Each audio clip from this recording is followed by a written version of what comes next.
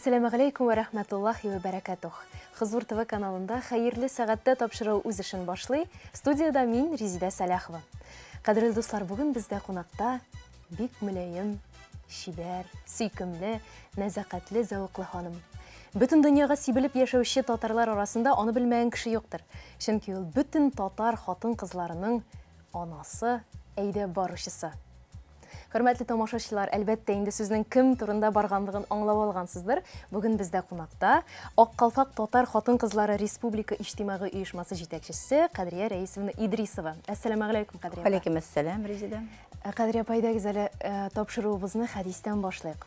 Иманлы кешенең тормышында бар нәрсә дә игелек булып тора. Әгәр иманлы кеше шатланса һәм моның өчен шөкер кылса, бу аның өчен игелек була. Әгәр дә инде аңа кайгы килсә, һәм ул шушы кайгыны, бурчыны сабырлык белән җиңеп чыга алса, бу шулай аңа игелек була диелгән. Сезнеңчә менә ничек шушы сабырлык сыйфаты ул безнең татар халкына гына сыйфат, хас сыйфатмы?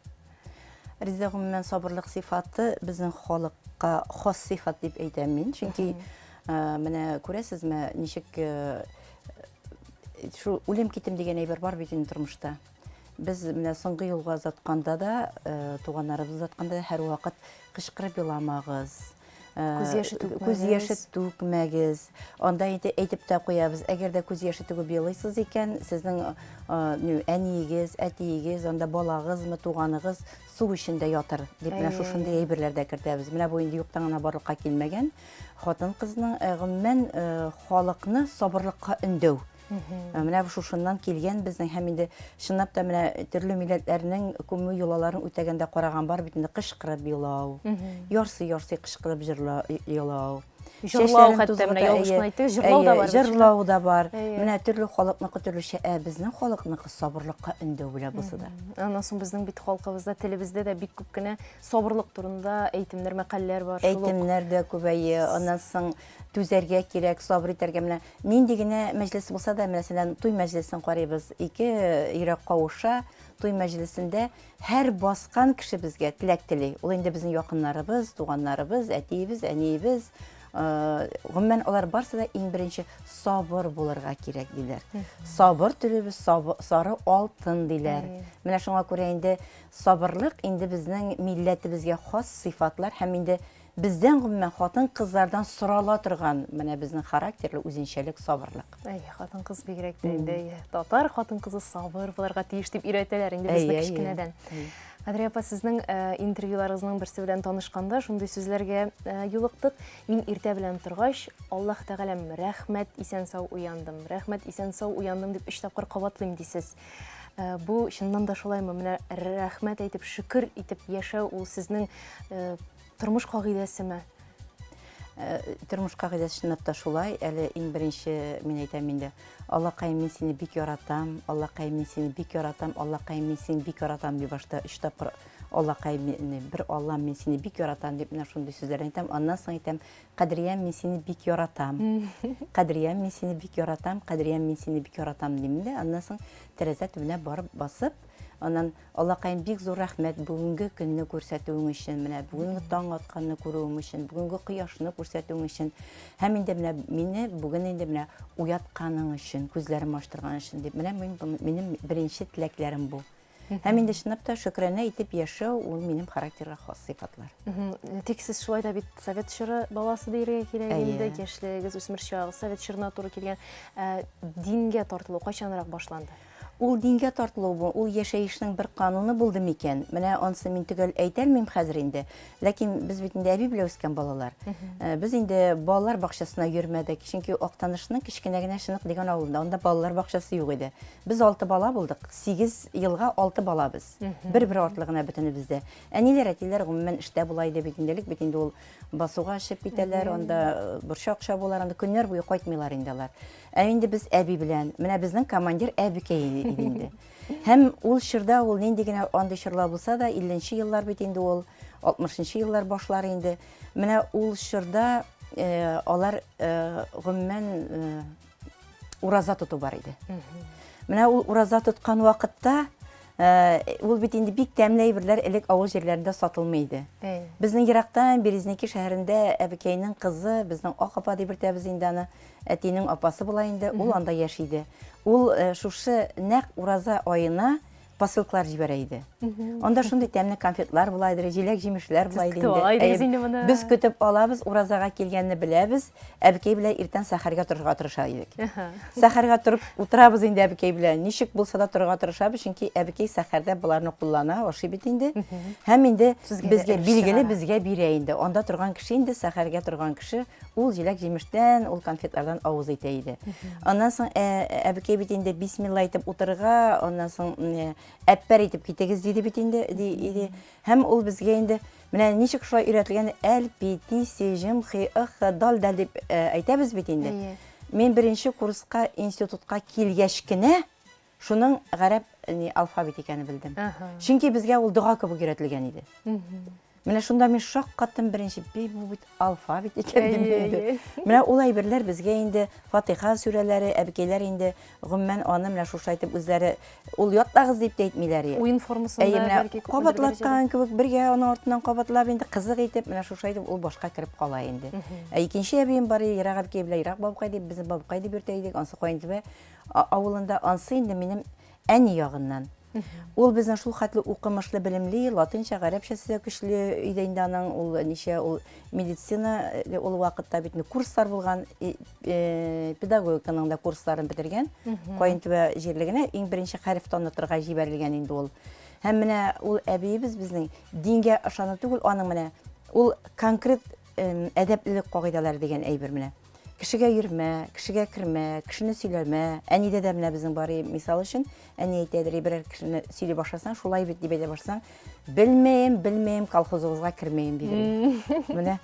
Менә шуннан соң инде бу кеше сөйләргә ярамый, гайбәт сөйләргә ярамый дип әйткән әйбергә инде ул йозак куядыр.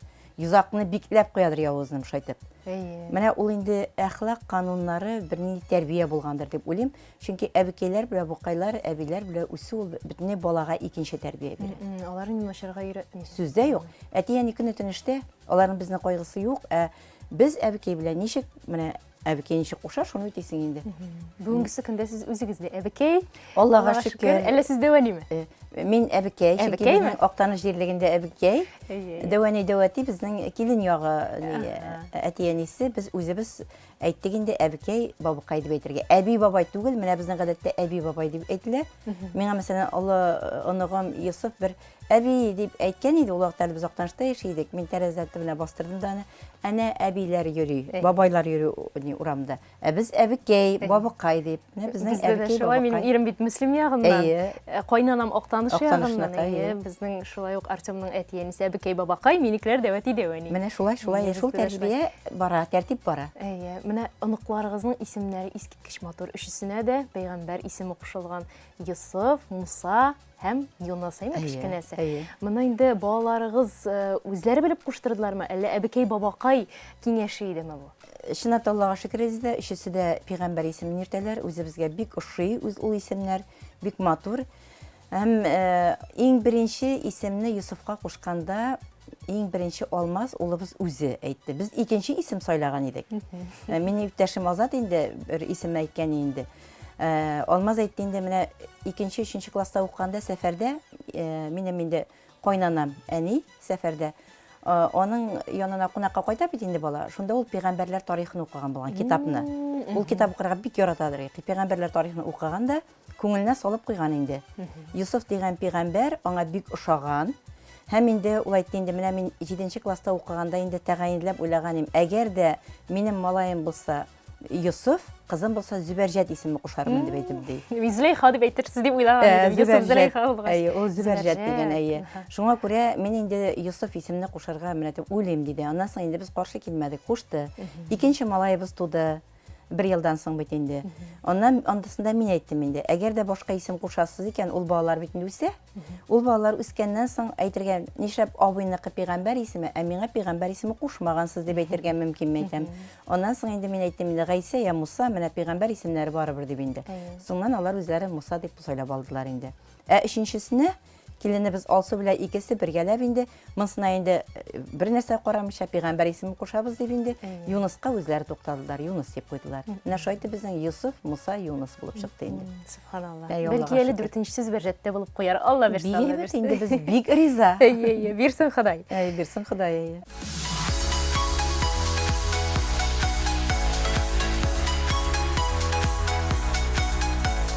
Менә сез бит онытылып барган, инде юкка чыгып барган бик күп кенә бәйрәмнәрне, йолаларны искә төшереп, халыкка танытасыз. Бишек туе дигән бәйрәм бар икән. Әйе. Менә ул нидән гыйбарәт? Шул турыда сөйләшик әле.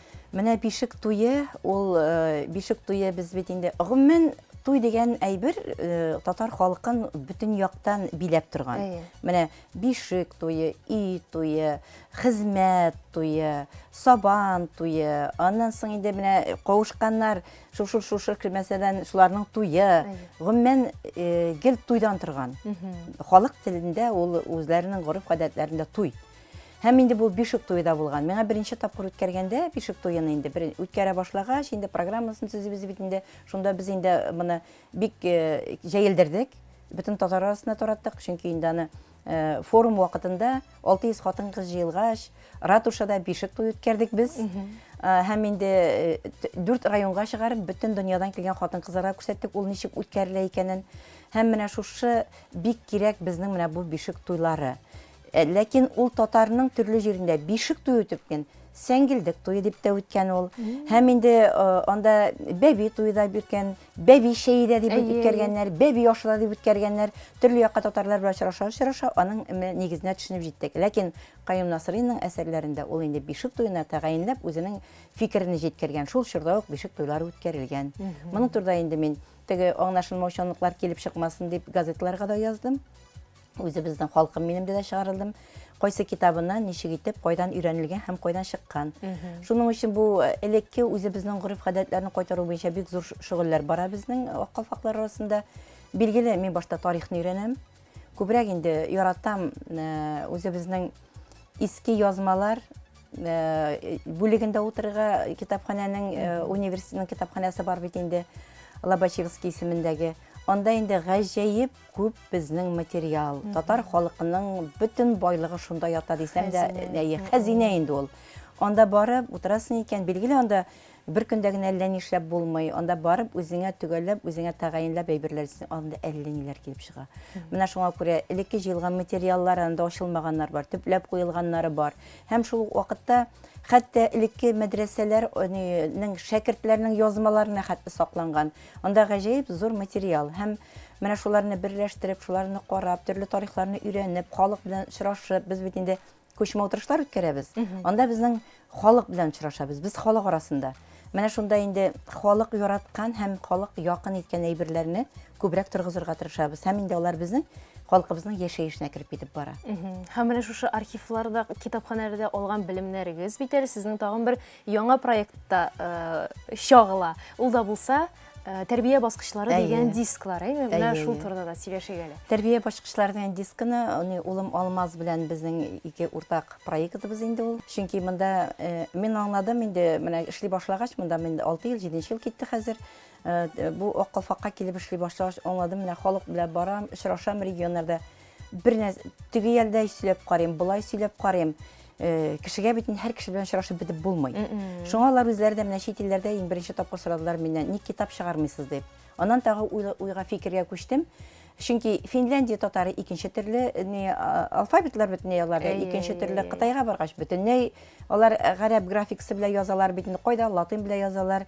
Һәм аннан уйладык та менә күрсәтү өчен дә материал, кинофильм формасында өйрәтү, кинофильм формасында аңа тукталырга булдык. Һәм беренче башкычы 40 көнгә хәтле бала тәрбиясе, икенчесе 3 яшькә хәтле булып чыкты. Без инде 5 башкычны ясарга уйлыйбыз.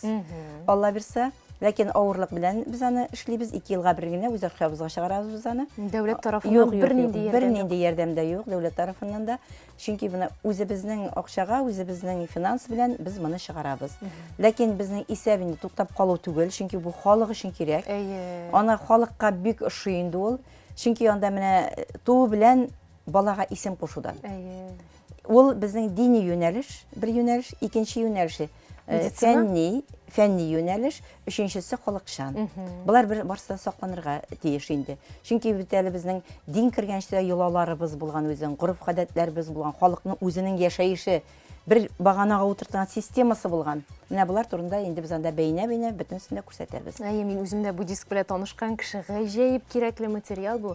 Әлеге дискны караганда мин йөкле идем һәм менә үземә бик күп файдалы мәгълүмат алдым. Менә мәсәлән, без әле ирем белә белмидек, бала тугач 7 көнгә кадәр аның чәчен алып, шушы чәч авырлыгында алтын бәясеннән хәер бирергә кирәклеген без әле менә белмидек. Менә сезнең диск безгә шушыңа төшенергә ярдәм итте. Рәхмәт сезгә менә шушы зур эшегездә һәм уңышлар һәм ярдәм. Амин шулай. Насип итсен. Амин шулай. Бөтен куелган максатларга 5 баскычны да җиренә җиткереп, төшереп, халыкка таратырга насип итсен Ходай. Шулай булсын, амин. Менә ул ничә дәнәдә чыга һәм ничек таратыла? Менә бүләк итеп таратыламы, сатыламы ул? 2000 дәнәдә чыгарабыз аны, үзебезнең Ак Калфак арасында кемгә кирәк шул ала.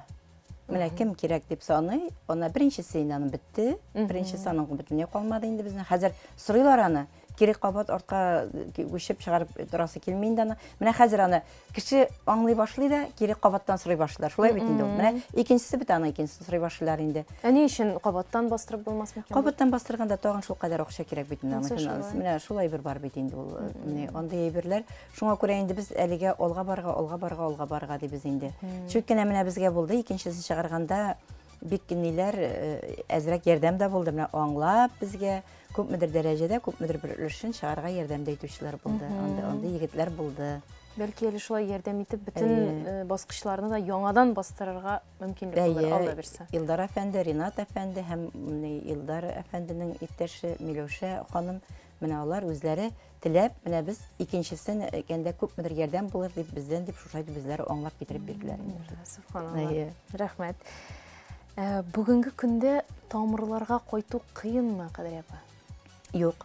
Бүгенге көндә мин тамырларга кайтуны кыен дип әйтмәс идем. Аны әйтәләр, авыр, менә шушылай кайтучы юк, менә халыкны аның ул гомумән мин аны оештырудан тора дип уйлыймын. Менә без хәзер районнарда, регионнарда күчмә утырышлар дип үткәрәбез, 3 көнлектә, 1 көнлекләргә чыгып китәбез, 100-150 шар хатын-кыз белән. Шул кадәр халык моны теләп кабул итә. Ул район җитәкчелекләренә мин бик тә рәхмәтле. Менә кайсы гына җиргә барсак, шуны үткәрергә иде сезнең җирлектә дип бер сүзсез диләр алар. Әйдәгез үткәрәбезләр. Һәм халыклар белән без йөреп, мәсәлән, мин Зәйдән кайттым кичә. Безнең менә шушы ай ахырында инде анда безнең күчмә утырыш. Аның күчмә утырышында исеме Суккан палас эчендә йомры калач. Суккан палас өстендә йомры калач. Менә монда без нәрсә эшлибез? Анда безнең бөтенесе керә. Без беренче балалар бакчасында булабыз. Ул, мәсәлән, Зәй шәһәрендә 18 балалар бакчасы бер шәһәрдә. 17сен безнең бергә җыябыз. 17 тәрбияләнүче. Алар ничек татар телен өйрәнә? Ничегрәк аларга куелган, мисал өчен. Аннан соң менә ничә милләт халкы бу җирлектә яши. Шушы милләттә, мәсәлән, 6 партияне, ул милләт юеме, ниндер шигырем, алар сөйләп күрсәтә шулар телендә. Һәм әбиләрне кабул итәбез. 6 әби, 6 милләтнекен. Бала үзенең әбисен үз киемен сайлап алырга белергә тиеш. Без бит шушындай илдә яшибез, шушындай җирлектә яшибез, без бөтен якка игътибарлы булырга тиеш. Аннан соң инде бик кызык андагы программалар, аларны сөйләп чыксам, бик кызык инде ул. Ни шәхес хатын-кызларына. Менә хәзер безнең яшь кызлар белән эшлибез бит татар кызы бәйгесендә. Мин инде аларның икенче этабында сайлап алу. Менә 29 татар кыз килә безнең бөтен дөньядан. Шуларны без сайлап алабыз төрлечә карап. Тукмашта бастырабыз аны, май канаты да ясатабыз аларга быел мисал өчен. Анда без бик күп сораулар бирәбез аларга. Иҗади яктан да Иҗади яктан Калфакта шигәләр алар, бөтен яктан да. Һәм менә шунда мин бик нык аңладым. Шәхес дигән әйберне бөтен әйберне. Алар шәхес дигәч, элекке борынгы хатын-кыздан искә төшерә бер икесен генә. Сөембикәне Сөембикә инде ул. Сөембикә инде ул. Һәм аннан соң яларын бетә шуның белән төгәлләнә. Һәм менә хәзерге вакытта да шәхес, нинди хатын-кыз шәхес. Ул бит әле артист булса, җырчы булса гына түгел. Ул үзенең авылының шәхес хатын-кызлары була. Менә алардан үрнәк алалар. Аны һәр вакыт менә шулың баласы кебек бул, менә шул апаң кебек бул дип үстерәләр бит инде барыбер. Авылда бит була андый кешеләр. Менә шулай кешеләрне искә төшерә беләләрме? Балалар аларны беләләрме? Менә шуңа күрә менә без Зәй районында бик күп хатын-кызларны күрсәтәбез. Менә яңарак кына без Чүпрәле районыннан кайттык. Анда бик кызыклы. Мәсәлән, менә кеше шынлы авылы көрәшчеләр авылы диләр. Ярый көрәшчеләрне күрсәтәбез. Аны тәрбияләүче кем соң дип мәсәлән мин сорау бирәм. Әниләрне берәр тапкыр сез менә келәм янына әниләрне чыгарганыгыз бармы? Баласына бүләк биргәндә әниләрне чакырып котлаганыгыз бармы дип. Ул әйберләр юк бит. Хатын-кызның роле безнең икенче нигә кала. Почмакка кирип кала ничектер. Монда хатын-кызның ролен күтәрергә кирәк. Әгәр дә хатын-кызның ролен күтәрәбез икән, бала тәрбияләүгә дә игътибар бик зур үсәчәк. Бала тәрбияләүгә дә ул бөтенебезнең бик матур тәрбияләгән, әхлакый кануннар эшенә сырып тәрбияләгән аналар бар. Бүгенге көндә бары тик менә финансный генә менә шушындый хатын-кыз булып кына, шая хатын-кыз, булдыклы хатын-кыз булып кына баласына ул игътибар да итми. Баланы әбигә кайтарып куя, янда башка җиргә менә интернатка биреп куя. Аның турында ул бик ул уйлый, менә акча бирдем, телефонны алып бирдем, аны шуны алып бирәм, квартира алып бирәм, шуның белән тәрбия. Алай түгел бит. Тәрбия игътибарлык балага әнинең, әтинең тәрбиясе кирәк. Без бит яңадан соңнан үзебез зарланабыз. Менә малаем минем белән сөйләшми, кызым минем белән сөйләшми, миңа игътибар юк дип. Без бит аны үскәндә өйрәтмәдек үзебез. Үскәндә якын итмәдек. Менә 3 яшьлек бала килеп тезгә сарыла. Сорау анда сорау, әтинекне, әнинекне дә. Әгәр дә без бер җибәрә китеп тор инде дип бер җибәрәбез икән, икенче җибәрәбез, өченче җибәрәбез, бала безгә сорау белән мөрәҗәгать итми башлый. Ул үзенә игътибарны башка җирдән эзли. Һәм менә монда инде безнең яра арып барлыкка килә. Һәм шуннан соң инде ана тәрбиясе, әти тәрбиясеннән бала читләшә башлый. Менә ул нәрсәгә китерә. Кабул итми башлый. Инде тәрбияли башласаң да инде кабул итми. Әйоннан кабул итми, менә минем балам тыңламый дибез инде яңадан. Менә тыңламый, кызы да шулай, малае да шулай. Хәзерге балалар дибез. Хәзер балалар бик ушлы, бик зиһенле. Аларны без тиешенчә менә бер юнәлешкә кертеп җибәрә белергә тиеш. Менә кунак килә, кунакны кабул итәбез. Оныклар, алар безнең тыныч компьютерда уйнап утыралар, телефонда уйнап утыралар. Ул кунакны каршыларга да чыкмый, затырга да чыкмый. Исәнләшә дә белми. Исәнләшә дә белми.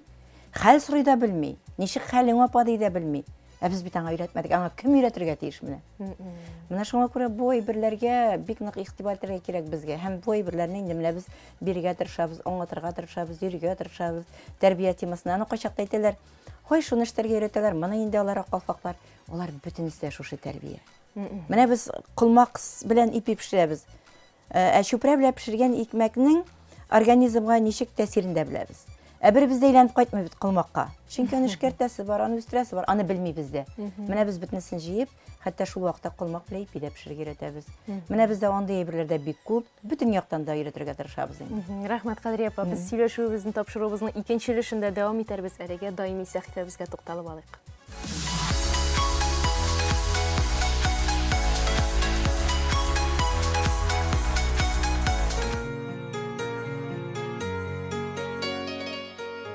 Беренчедән, әгәр дә сез игътибар итеп караган булсагыз, безнең мәдрәсәләребездә укыталар Имам Нававиның 40 хадисен. Бу Имам Навави бик галим, һәм әгәр дә менә беренче хадисендә ул кирип китсә, бу монда сахих хадислар, дөрес хадислар җыелган. Әгәр дә беренче хадисләргә ук карап китсәк, иман, ислам, ихсан, ягъни Җибраил алейхиссалам килеп Пәйгамбәрбез саллаллаһу алейһи ва саллямнан сорый, нәрсә ул иман, нәрсә ул ислам, нәрсә ул ихсан, һәм ахырда сорый кыямәт турында да. Бик кызык шундый сорау бирелә. Кыямәт якынаюының галәмәтләре турында сорый. Менә шушы хадистә Пәйгамбәрбез саллаллаһу алейһи ва саллям ничек җавап биргән?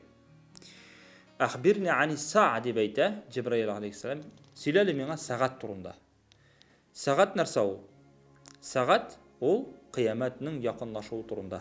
Сөйләле, кашан була ул дип. Хәзер инде Аллаһ субханаху ва тааляның илчесе, ул турыда соралучы кеше сораучыдан да күбрәк белми дип әйтә инде. Җибраил алейхиссалам үзе дә бик яхшы белгән бу сорауга җавапны. Ягъни бу сорауга җавапны Аллаһ кына белә. Шунда Пәйгамбәрбез саллаллаһу алейһи ва саллямнан нәрсә дип сорый Җибраил алейхиссалам? Әхбирни ан амаратиха, ягъни сөйләле сиңа галәмәтләре турында ди алайса. Шунда Пәйгамбәрбез саллаллаһу алейһи ва саллям әйтте: Qul xатын o'zina xo'ja tuturashaq dedi. Birinchi alamat. Bu kishi alamatlar. Kichkina tugul. Zo'r bu kishi alamatlar, zo'r alamatlar tugul hali. Narsani anga tabu deb so'rovchilar bor albatta. Birinchisi bugungi kunda qarasak bolalar ota-onasına xo'ja. Malay nasa ayta, qizim nasa so'rar mikan, butun nindigina problemalar bo'lmasa-da, boshda bolalari bilan kengashadilar. Alik atiyani nasa ayta shuni ishlar edi. Mana ona kishi o'zina xo'ja to'dirar degan so'z, ya'ni bolaga to'lisincha ota-ona itoat etishak. Bola ishini yashayashak, bola deb sulu yashab, endi bola orqasida bir adımda atlay olmayashaq. Shu shunday vaqt yetar deb payg'ambarimiz sollallohu alayhi vasallam bugungi kunda biz uni albatta ko'ramiz. Ondan so'ng mana shu zina taraluvlar, ham endi ko'pgina isirtkish taraluvlar, sug'ishlar, ko'payuvlar, ham butunisida mana bu kichkina g'alamatlar. Ham tag'in bir g'alamat payg'ambarimiz sollallohu alayhi vasallam ayta, qiyomat yaqinlari oldindan yalan oyoq yarlı kişiler büyük uy tüzüde yarışalar dedi. Yani büyük binalar bugün günde qarağız indi.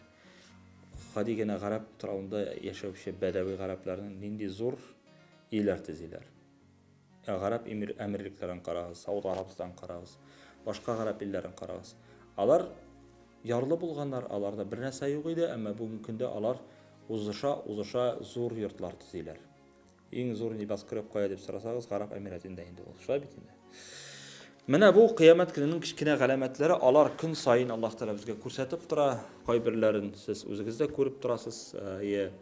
Ham endi xotin qizlarning da yorib shara yurulari turunda da shunday hadislar bor. Qizg'anishga qarshi bugungi kunda bu qo'rqinish afat, ilk mana Sovet Soyuzlari vaqtida da hatto din bo'lmasa da baribir xotin qiz nishikdir namusroq kiyinadi edi, yaxshiroq kiyinadi. Azrakkina bo'lsa dris kiyinmasa, abilari biz so'galar edi. Hozir g'afuy tegiz qarorliq tugul. Bu shundan da qiyomatning g'alamati, oxir zamon g'alamati. Ham endi bor zo'r g'alamatlar, alar endi 10 g'alamat. Alar birisi kelsa dedi payg'ambarimiz sollallohu alayhi vasallam, birisi ortidan birisi boshqalarida kelishak dedi. Ya'ni birinchisi endi Mahdi kelgan, uning ortidan boshqalari borashaq. Anladingiz endi. To есть, ya'ni mana bugun Mahdi chiqdi, 100 yildan so'ng Dajjal chiqadi degan so'z tugul. Mahdi chiqdi ekan, ortidan Dajjal da chiqashaq. Ana ikkita G'aysaning keluvi ham boshqalar.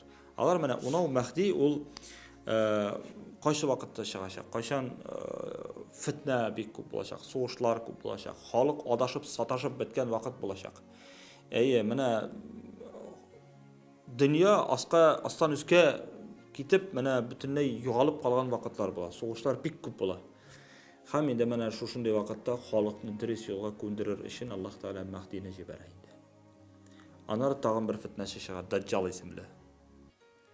O fitna ko'p tarashaq. Ana o'tirir uchun G'aysa alayhissalom Alloh taolo jibara. G'aysa alayhissalom ona o'tirashak. Shundan so'ng keta Yajuj Majuj xalqqa keladi. Gog Magog dilar endi ruslarda. Alar mana o'zlarining yo'llarida narsa ishiriyorlar, butun narsani oshab boralar. Bir narsani da eson qoldirmaylar.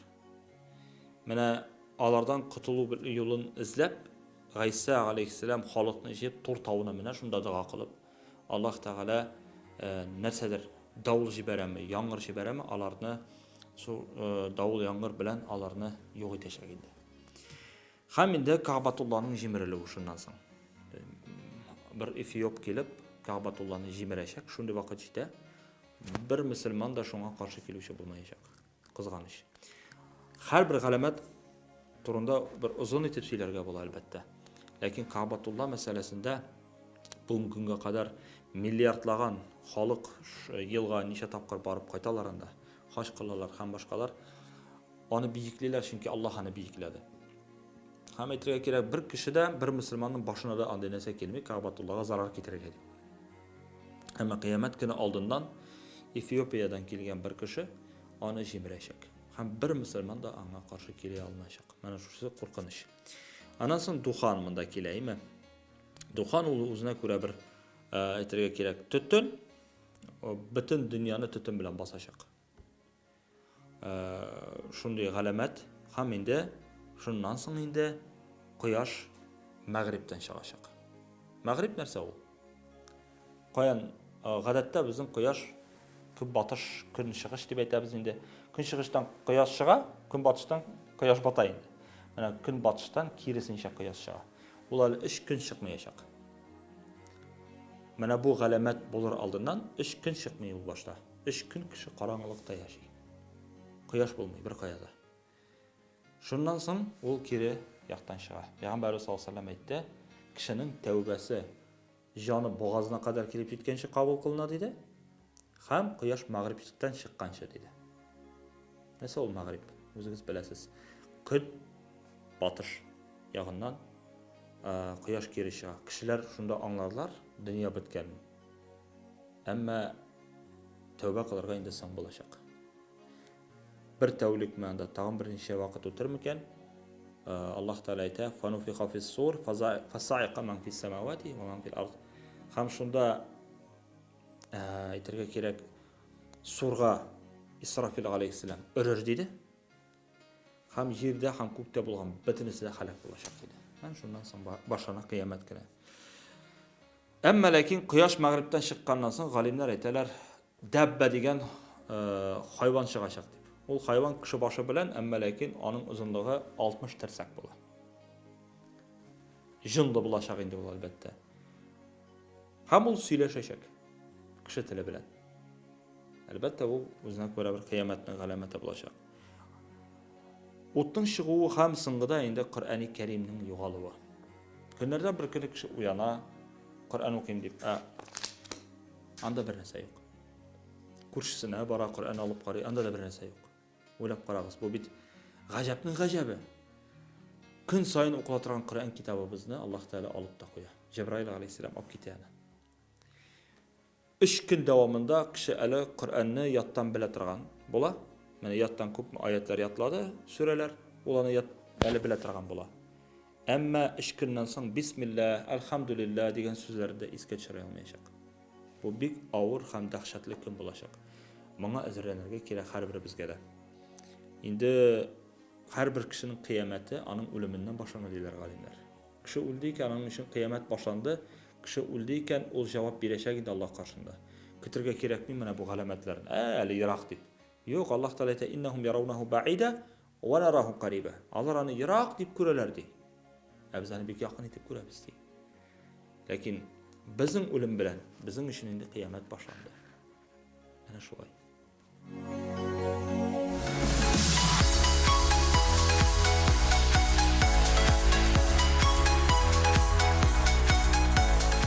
Хөрмәтле тамашачылар, хәерле сәгатьтә тапшыруын дәвам итәбез. Бүген бездә кунакта Кадрия Рәисовна Идрисова. Кадрия апа, сезнеңчә дин һәм милләт аерылгысызмы алар? Менә аны күп вакытта, мин һәр вакыт кызларга әйтәм үзебезнең. Дини кануннарны саклап яшәргә кирәк дип. Ул безгә ахлак яктан менә балалар тәрбияләргә бик яхшы сыйфатлар тәрбияли дини кануннар дип. Ә бит Карл Фукусның шундый матур сүзләре бар.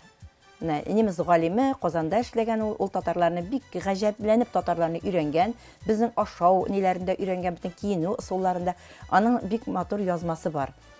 Татар хатын кызын үзеңнең артыңнан килсә дә танып була иде дигән. Танып була дигән. Аның шулплары зиңләп тора ди. Менә бит нинди матур. Бездәге алкалар, бездәге беләзекләр, бездәге читекләр.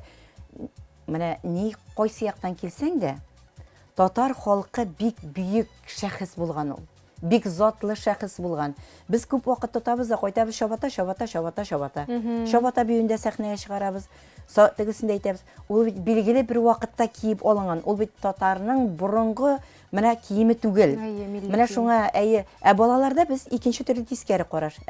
Балаларда горурлану, яшьләрдә горурлану ятырга тиеш. Аның өчен без тарихны белергә тиеш. Тарих ул бик тирән һәм бик искитмәле гаҗәеп бай. Менә без Алмаз белән эшләдек Актаныш тарихы.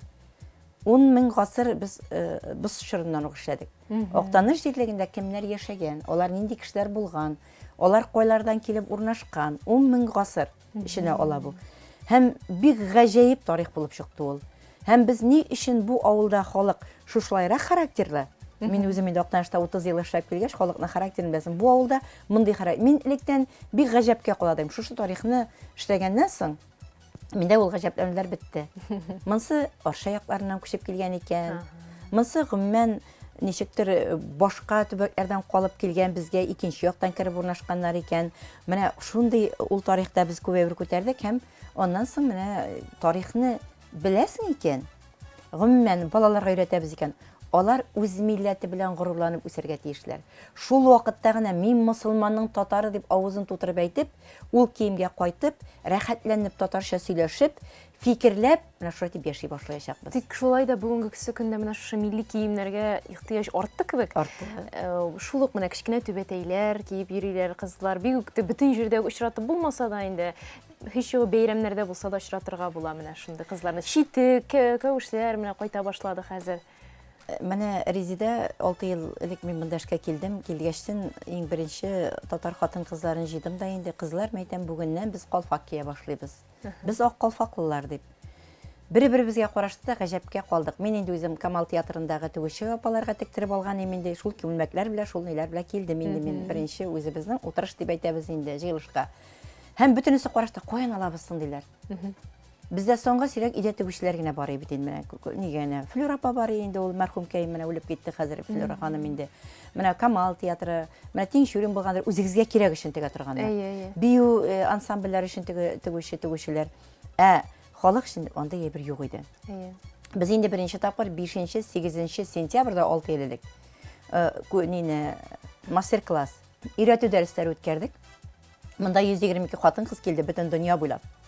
Шунда монда 3 көн без өйрәтү дәресләре үткәрдек. Изү тегәргә өйрәттек һәм калфак тегәргә өйрәттек. Менә Аллага шөкер, хәзер кая гына барсак та, нинди җиргә генә булсак та, без бик күп йөрибез, бөтен җирдә бары тик калфаклар белән каршы алалар. Керә ул, керми калмый ул. Рәхәтләнеп кияләр, ясыйлар хәзер бөтен җирдә, тегәләр, ясыйлар. Моңа инде бар, сораучылар да бар. Сез үз кулыгыз белән үзегез тегәсез була, үзегезгә дөресме бу? Менә үз кулым белән үзем тегәм дигән әйбергә минем бит инде бик күп алар, 40-тан артык инде. Ул һәр күлмәкнеке бар, һәр костюмныкы үзе аерым инде ул. Плашка багышланганы да бар, хәтта җәйге пальтоныкы да бар инде, үзе ансы зуррак инде, аны әйләндереп башына кия торган инде. Бөтен вакытка да нинди киемгә дә бар, кыштан башка. Һәм инде менә бу әйберне без бит инде мәсәлән Актанышта беренче 3 көнлек үткәрдек. Анда безнең Башкортстаннан калфак без һөнәрчеләрне чакырабыз. Кайда гына нәрсә үткәрсәк тә безне кайсы регионнан я Татарстаннан килә һөнәргә өйрәтү буенча. Менә Актанышныкына килде безнең үзебезнең Башкортстаннан. Анда мин үземнең киленгә дә әйттем, инде ул бит инде безнең шәһәр кызы, Казан кызы. Әйдә безнең белән барасыңмы дип. Барды ул, калфак тегәргә өйрәнеп кайтты. Беренче тиккәндә мәйтәм тегә башла, син аны курыкмыйча. Беренче тиккәндә бик авыр кичерде ул аны, чыкмый минем дип, мәйтәм чыга, нишләп чыкмасын. Менә үзебезгә без ул тегә, мин чигеп киям. Я үзем сәйләннәрне бөтен сәйтеп сүздә юк. Ләкин минем төрле менә костюмны кем тегә, икенче төрле, минем бер генә төрлеләр алар бик сирәк. Минем төрле формадалар, төрле чигелештә, кайсы бисерларны, кайсы ничек беркетелгән аның, кайсы ничек инде. Димәк, әлеге калфакларны сез үзегез дә тегәсез һәм костюмга заказ бирүчеләргә дә заказ буенча тектерәсез калфакларны. Әйе. Костюмга заказ бирүчеләргә дә төрле формасы булгач инде төрлесен аларга да тектерәбез һәм кирәк икән үзебез дә тегеп киябез. Ә менә шушы һәр вакыт ниндидер милли костюмнардан, милли күлмәкләрдән, калфаклардан йөрү җаваплылык өстәмиме ул? Ул Резидә җаваплылык өсти инде, барыбер әле бит әле аның шундый вакыты бар. Ул театрны әйтмим дә мин. Берсендә Камалга мин бардым ничектер калфаксыз. Миңа килеп әллә ничә абый янда, әллә ничә апа, сеңлем калфагын кая дип сорыйлар. Сезне инде кабул итмиләр калфаксыз? Мине калфаксыз кабул итмиләр. Алай гына түгел әле нидә Константиновкада кайткач бер кибет бар инде безнең, кирдем кибеткә ипи алырга инде, эштән кайтышлый инде. Калфакны салып киткән имеш урында инде. Ул өйдә дә, эштә дә тора бит инде. Миңа кассир хатын кызлар, ул безнең милләттән түгел. А где колфак ди? Инде алар менә ничектер таләп тә шулай хәзер. Ана ул бит инде барыбер әгәр дә икенче төррәк кием кию, гомумән аның эше бер хәзер инде ул бик башка да килми, чөнки күбрәк инде мин шундый күлмәкләргә кияргә тырышам һәм һәрвакыт тектерәм. Тектерәм һәм берсе-берсенә ошамаганалар. Чөнки менә утырышларга йөргәндә бит инде кызлар карыйлар. Теге форманы карыйлар, монсын карыйлар. Кайсына ул бит инде кыйммәтлерәге дә була, бик ошсызга икәннәрне тектерәм, чөнки алар әйтәләр, безнең акчаңа юк бит дибешләр дә булыр. Ләкин менә төрлесен тектерергә була. Ләкин менә изү бездә ябык булырга тиеш. Менә бу. Менә бу урыннар ябык булырга тиеш. Без бит менә гарәп хатын-кызлары алар моннан менә шушлай кияләр алар муенга хәтлегенә. Ләкин монда ачык кала. Ләкин алар яулык белән төреп куялар. Ә безнең татарныкы булган менә изү өстән менә шушы капланып торган. Бездән бит ул казакларга кергән, үзбәкләргә кергән. Менә без нинди үзебезнең байлыгыбызны югалтабыз бу әйберләрне белмичә. Менә изүләр ябык һәм тездән астарак менә ябык күлмәкләр булырга тиеш бит инде.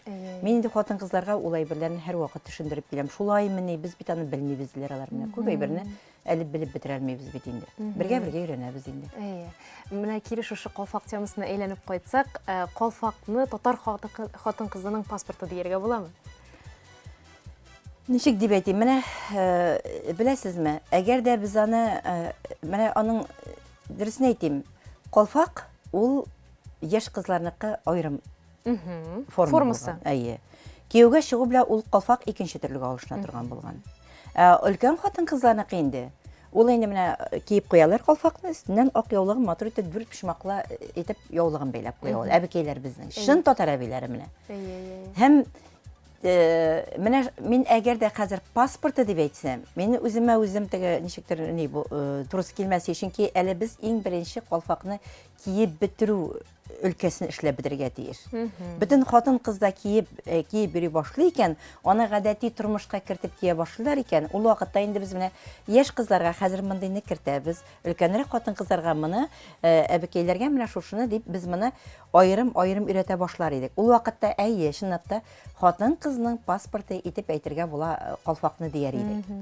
Менә шуңа мин бу әйбергә әлегә мин саграк карыйм. Чөнки паспорты булгач инде ул аның яшьлегендә билгеле булырга тиеш. Ул бөтен әйберне уйлап монда ни итәбез, фикерлибез инде. Килер бер көн, чынлап та без менә бу киемнәрне һәм инде калфакны хатын-кызның паспорты дияргә була. Ул көн килсен. Аллаһ безгә ул көнне бирсен, китерсен иде дип уйлыйм. Чөнки без буларны гомумән әгәр дә без буларны өйрәтеп калдырмыйбыз икән үзебезнең яшьләребезгә, балаларыбызга, без инде бер буын белән икенче буын арасындагы башкышны да, шылбырны да үзгән булабыз. Без гаеплеләр булабыз. Без инде үзебезнең татар халкы, татар яшьләре гомумән кичермәс иде дип уйлыйм.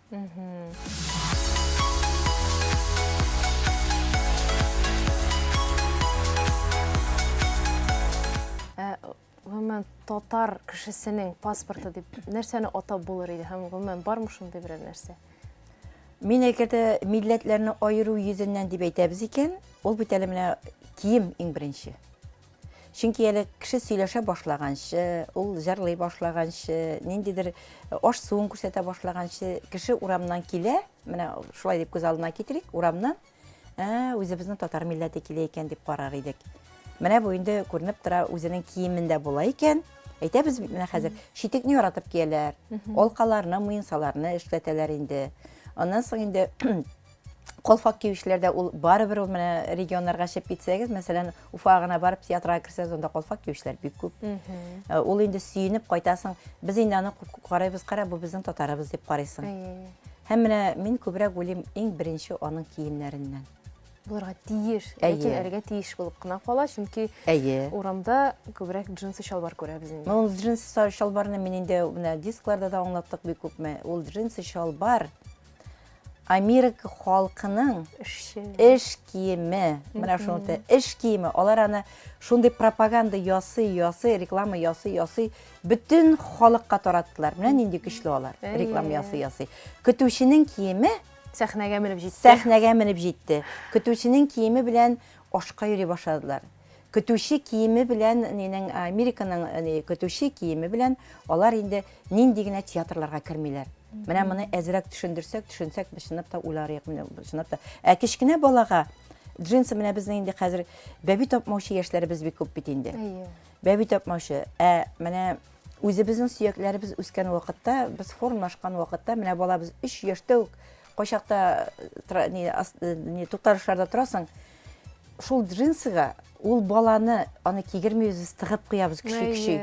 Бала тора инде, иелей дә, ул бит аның бит бөтен сөякләре үсә. Таз сөякләре шул вакытта формалаша бит инде, әкренләп. Андый вакытта безнең шул хәтле кыса торган джинслар, ул нинди таз сөякләре формалашып бетсен киресенчә.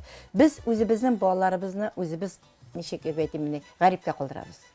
Менә аның турында уйланырга безгә бик вакыт инде. Димәк, сезнең оныклар джинсы кийми инде.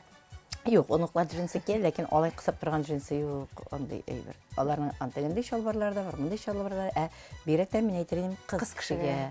Юкка гына безнең элекке әбекәйләребез киң итәк уйлап чыгарган. Бер мәле киң итәкләр. Ул юкка уйлап чыгарылмаган. Шулай. Татар милли бизәк үрнәген үзгәртеп куллануны сез ничек кабул итәсез? Беләсеңме, Резида, бу вакытта нәрсә әйтәсем килә? Менә милли бизәк дип әйтәбез без. Безнең милли бизәкләр бик күп. Ләкин менә без тотабыз да бер милли бизәккә генә тотнабыз, менә бу безнеке түгел дип башлыйбыз. Бит элек безнең әбекәйләребез, безнең инде аңа кадәр килгән буын, бөтенесе болында нинди чәчәкне күргән, матур итеп нәкыш итеп төшергән дә аны, мендәренә, кашагаларына, бөтенесен ул ниләренә, менә ишекләренә, түрләмәләргә шуны чигеп куйган. Ул булырга мөмкин болын чәчәге. Теге әйтәбез бит инде кашкарылар, ләлә чәчәкләр анда нинди болында чәчәк күрәләр, алар шуны үзләренә төшергәннәр. Күгәрченнәр төшергәннәр, ләкин алар һәрберсе фикерле булган. Ул бит нәкыш дип кенә түгел, бизәк дип кенә түгел, алар бит фикерле. Менә үсе формасында биргән алар әйберләр төшергәннәр. Бу кеше озын гомерле, озак яшәсен дигән. Алар бит бөтенсә символик иягә насип булганнар. Чәчәкләр, кояшлар, менә кояшны төшергәннәр алар. Аннан соң үзләре теләгән менә кошларны төшереп куйганнар, үзләре аткан. Алар һәрберсе фикерле. Без хәзер үзебезнең татар нәкышы түгел дигән менә бик теге кисәк кенә кырт кисеп катырган безнең фикерләр дә бар. Билгеле татар нәкышы аерым, алар бөтен милләтнеке. Ләкин бит карарга кирәк. Бу нәкыш нәрсәне аңлата? Менә монсы нәрсә аңлата? Моны нәрсә уйлап безнекеләр төшергәннәр? Менә нәрсәгә моны төшергәннәр? Ни өчен бу егетне шушындый кулъяулык чигеп биргән? Ни өчен ул менә теге кайната буларак әтигә шундый сөлге чигеп алып барган? Ни өчен кияү егетне менә мондый нәкыш белән чиккән ул? Алар бөтенесе дә аерым менә билге, мәгънәгә ия. Менә шуңа күрә үзгәртергә мөмкин түгелме дигән әйбергә дә менә шайтып җавап бирер идем монда. Аңлашылды. Кадрия апа, бүгенге көндә татар хатын-кызлары бердәнме алар һәм бу нәрсәдә чагыла? Беләсезме, менә бердән әйткән сүзгә, мәсәлән, мин ак калфаклар турында сүз апара икән, бердән дип әйтәм. Ләкин нинди генә оешма булса да, нинди генә хатын-кыз булса да, ул һәрбер җитәкчедән тора. Әгәр дә бөтен кеше менә, мәсәлән, безнең бүген 700-дән артык оешма бар. Ул бөтен дөнья буенча. Ул аннан да күбрәк ул. Кичкенә авылларда да бар ул хәзер. Чөнки алар берсенә берсе йөрешәләр, берсе белән дуслашалар, һәрберсе үзләре фикер белән уртаклаша, юнәлеш бирелә бөтенесенә. Һәм һәр кешегә тигез карарга кирәк. Менә монсы акчалы, монсы бай, монсының ире шулай дип, алай дип карарга ярамый. Бөтен хатын-кызга да, бөтен кешегә дә тигез карарга кирәк. Без бит Аллаһ Тәгалә тарафыннан бөтенебезгә тигез яратылган. Яшә юнәлеше ничек китә, ул бит кеше күп вакыт үзе дә гаепле булмаска мөмкин. Аңа ниндер башка кешенең тәэсире килергә мөмкин, аннан нәрсәдер килеп чыгарга мөмкин. Менә шуңа күрә һәр кешегә без карашны, менә хатын-кызлар арасында, мәсәлән, безнең шундый ни куелган инде. Бөтен кешедә бер, бөтен кешедә ак калфаклы. Бөтенебездә менә шулай килергә тиеш. Бөтенебездә киемнәр шулай булырга тиеш. Менә аның инде шул хәтле, мәсәлән, безнең арада бар бик байлар, бик үзенең шушы эшен җәелдереп җибәргәннәр бар. Алар бит инде бөтенләй башка киемдә киеп киләләр. Ләкин ул үзебезнең милли киемнән килергә тиеш. Бөтен безнең форумнарга да аның башында калфагы булырга тиеш. Һәм шуны алар үтиләр. Андай бер юк безгә. Мин кимим, мин нәрсә мин дигән бер юк. Мин инде бик дустана эшлибез кебек менә үземә. Һәм без алар белән алышабыз инде, үзебезнең группаларыбыз бар. Менә авыл халкы янына баргач та менә әйтәм бит, кичә генә кайттым мин. Без инде 4 авылда булдык. Шушы мәсәлән Зәй районында әле. Һәм Чүпрәледән кайттык, ничә авылда булып. Авыл халкы белән хатын кызларның менә анда күренеп тора инде, ничек аралашканы алар, ничек алар кеше каршылар, ничек алар озаталар кеше, ничек алар күрсәтәләр. Дус булмасаң аны эшләп булмый. Бәлки алар сез килгәнгә генә шулай әзерләнгәннәр. Әгәр дә мин килгәннән шулай әзерләнгән дип уйлыйбыз икән, ул бит бер көнлек кенә әйбер күрсәтмибез без. Бер көнлек кенә әйбер күрсәтеп без аларның балалар белән эшләнгәнен карыйбыз. Без бит яслы бакчадан башлыйбыз. Без бер барган җирдә генә олылар белән очрашып кайтмыйбыз. Без балалар бакчасында. Ул балалар бакчасында алар безгә килгәчтен өйрәтү дәресләре күрсәтәләр балалар. Алар нәрсәгә өйрәнгән? Менә кул эше буенча нәрсә? Мәсәлән, мин сезгә Сорманны әйтәм. Узган ел без Сорманда булдык. Анда сөлге туй үткәрдек. Беләсезме, сөлге туйында Сорман халкы 1087 сөлге чиккән иде. Аны бер көндә генә эшләп буламы, Резида? Күз алдына без килү өчен генә бер генә көндә эшләп буламы? Ел буе әзерләнәләр һәм балалар бакчасында алар ничек өйрәтелгәнне күрсәтәләр. Бер балалар бакчасында, мәсәлән, бер бала бер елда ул түгәрәктә бер сөлге чигеп чыгарга тиеш 6 яшьтән 7 яшькә бала. Чүпрәледә без карадык, алар инде изү. Менә бусында барабыз, алар бөтенләй менә икенче төрле әйбер безгә күрсәтәчәләр. Һәр берсе дә төрле, чөнки өйрәнеп кайтып бөтен җиргә таратырга кирәк. Шулай тизлек белән таратмасак, без инде бик әз эшләячәк. Шуңа күрә без күбрәк йөреп, күбрәк тарату эшләре белән шөгыльләнергә тиешбез. Менә бу әйберләр бөтенсе керә икән, тел үзеннән үзе кайта. Кеше үзе татарлыгын тоеп, менә шушы әйберләрне эшли икән, шулай киенә дә башлый икән, тел кайта, тел кайтмыйча калмый. Демәк, җаваплылык үзебездә, үзебездән тора бар. Үзебездән тора бар, үзебездән гаиләләрдән тора, үзебездән тора күбрәк. Татар хатын кызларын дөнья тоткасы дип әйтергә буламы? Ул һичшиксез шулай ул, Резида. Ул дөнья тоткасы була алмый калалмы, чөнки балалар безнең кулда бит. Без үстерәбез балаларны. Без табабыз әле Без аларны башта. табабыз, үстерәбез. Лаеклы ир белән яшәгән хатын кыз дөнья тоткасы да була, ил тоткасы да була, гаилә тоткасы да була, һәм милләт тоткасы да була. Субханалла. Һәр барчабызга менә сездән үрнәк алып, менә шулай милләт тоткасы булып яшәргә насыйп итсен Ходай. Рәхмәт бүгін килгәнегез өчен, Кадриә апа. Тагын шулай күрешергә язсын, шушы зур хезмәтегездә, җаваплы хезмәтегездә сезгә уңышлар. Һәм әйткәнемчә, дәүләт тарафыннан ярдәм булсын иде. Амин. Шулай булсын, Резида. Рәхмәт үзегезгә дә. Кадриә апа, шулай да саубуллашыр алдыннан шушы сорауны бирим әле. Хатын кыз бөтен нәрсәне булдырамы, әллә шулай да аның булдыра алмаган эше бармы? Резида, хатын кыз теле икән, бөтен әйберне булдыра ала. Теле икән. Вакыты да җитән. Бөтен әйберне булдыра ала. Бик зур рәхмәт, Кадриә апа. Без сезнең белән саубуллашабыз, исән сау булыгыз. Рәхмәт сезгә. Амин. Бик зур рәхмәт үзегезгә чакыруыгыз өчен. Инде бу тапшыру безнең милләт халкына бик тә файдалы булсын, озын гомерле булсын. Амин, шулай булсын. Рәхмәт. Хөрмәтле тамашачылар, шуның белән бүгенгә ахырына якынлашты тапшыруыбыз. Исән сау булыгыз, авырмагыз, сәламәт булыгыз, исәнлектә күрешик.